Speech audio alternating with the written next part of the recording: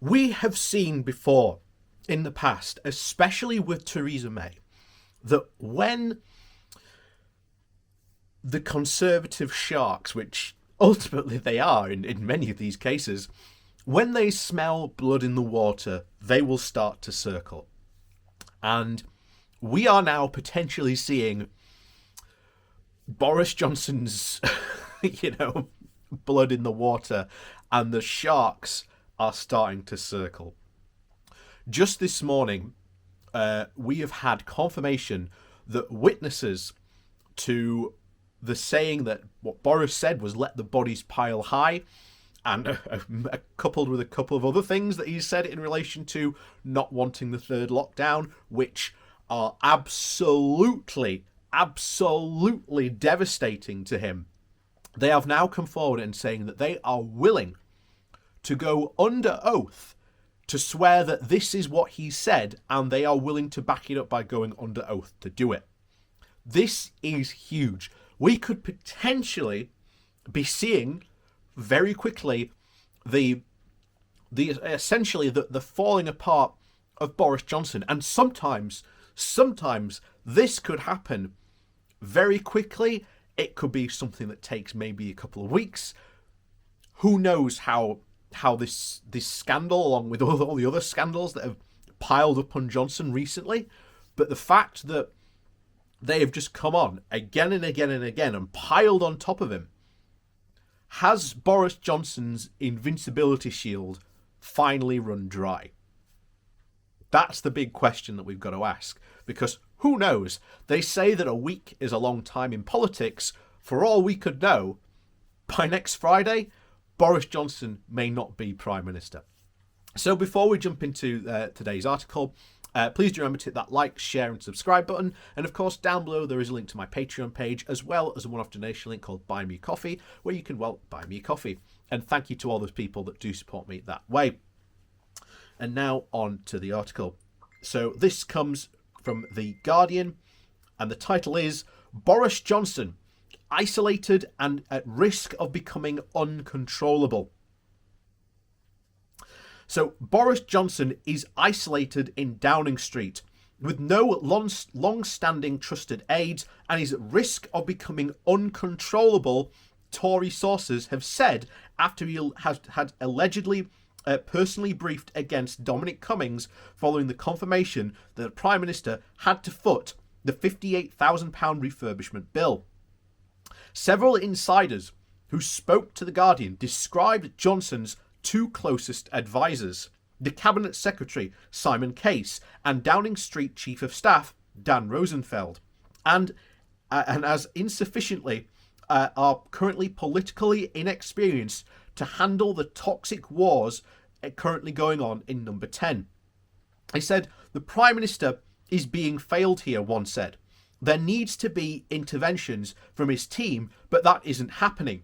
These are moments when it matters, having people who can say no. He is surrounded now by people who he doesn't particularly trust or particularly know. The case appeared before the Select Committee on Monday, but had to suffer repeated opprobriums from MPs for refusing to answer questions on continuing the inquiry into the leak of the November lockdown plans. The so-called Chatty Rat inquiry was said by Cummings to have implicated Henry Newman, a close friend of Johnson's fiancée Carrie Salmons, though other sources have briefed that Cummings, former Johnson's most senior aide, was not in the clear. Another Whitehall source spoke of frustration that the government seemed to have lost all credibility when denying claims on the record. On Monday, the Prime Minister and his spokesperson denied that Johnson had said that he refused to impose a third lockdown even if bodies piled up high in their thousands. How have they gotten themselves into this horrible position where they can deny things on the record and the BBC will run it anyway because they think their own sources are more trustworthy, the source said. Johnson has seen the departure of a number of long-time close aides in recent months, including Cummings, his veteran His veteran director of communications, Lee Kane, who departed alongside him, and his one-time chief of staff, Eddie Lister, who has been under scrutiny for his private sector connections. The only experienced Tory party communications expert who remains in his inner circle is Salmons. A number of Tories have questioned why Johnson had not been talked out of briefing newspapers, as is alleged, that Cummings was responsible for leaks, and why had he yet again been dragged into a toxic Downing Street war when it had been widely briefed that that era was over with the departure of Cummings. We've got a massive majority. The main feeling is I have one of sadness that this is happening, one said. On Friday, the Cabinet Office confirmed in a statement to Parliament that Johnson would pay the £58,000 himself for the refurbishment on his Downing Street flat. Cash is accused of having originally solicited from donors. One insider said that the decision by the Cabinet Office to confirm that Johnson would foot the bill himself was the straw that broke the Prime Minister's back, and sent him into a fury that he called newspaper editors to implicate Cummings as the leaker of multiple damaging stories. Number 10 has refused to deny that was how the news had broken. There is also significant disquiet in the building about what Cummings could say or even do next. The former advisor has said he will give evidence to the committee on the 26th of May. I expected when Dom left government for him just to start publishing stuff on his blog, but I think he probably knows his reputation with the public is what he says is not credible because of the Bernard Castle eyesight stuff, so it makes more sense to get it into the newspapers, one former ally said. There are certainly things that have the hallmarks of leaks from him. One particular stories said that damage Carrie, and ones that might damage Ed Lister, like the Saudi story, as well as the journalists who would be most likely to use it. I suspect that number 10 doesn't actually have any further proof of that. One former colleague of Cummings is said that he had never intended to leave the government under a cloud, and believed genuinely that he could be, quote, left on good terms. There still may be many strands of the lobbying scandal that can be pulled, from Johnson's flat to the lobbying of Greensill's capital to the departure of Lister, and the text between Johnson and business leaders, as well as world figures such as the Saudi Crown Prince Mohammed bin Salman. One Tory source said the government was, quote, lucky in a way to be fighting a war on so many fronts, and suggests that it could mean that the public may find the story confusing. They cited the Sunday Times story that Rosenfield and Johnson may have been warned about privately in public about the European Super League.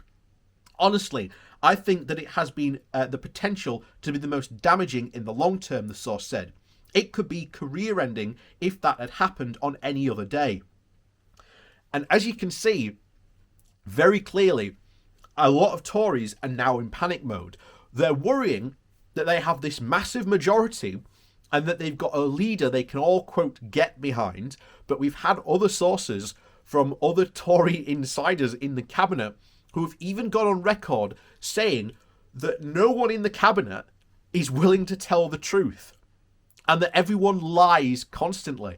How can you have a cabinet be that dysfunctional? And a lot of these things that we are now seeing, this idea of a, quote, toxic Downing Street that was caused by Dominic Cummings, I'm starting to think that actually no, Johnson has been surrounded by aides who knew what they were doing, and they managed to keep Johnson contained and under wraps. But now I think that he is starting to lose his advisors, his closest friends and allies. We are now starting to see the true Johnson, this absolutely toxic individual who has always been this way. So, as always, thanks for watching. Please do remember to hit that like, share and subscribe button. And of course, down below there is a link to my Patreon page and a one-off donation link called Buy Me Coffee, where you can, well, buy me coffee. And thank you to all those people that do support me those ways. As always, we'll see you all next time.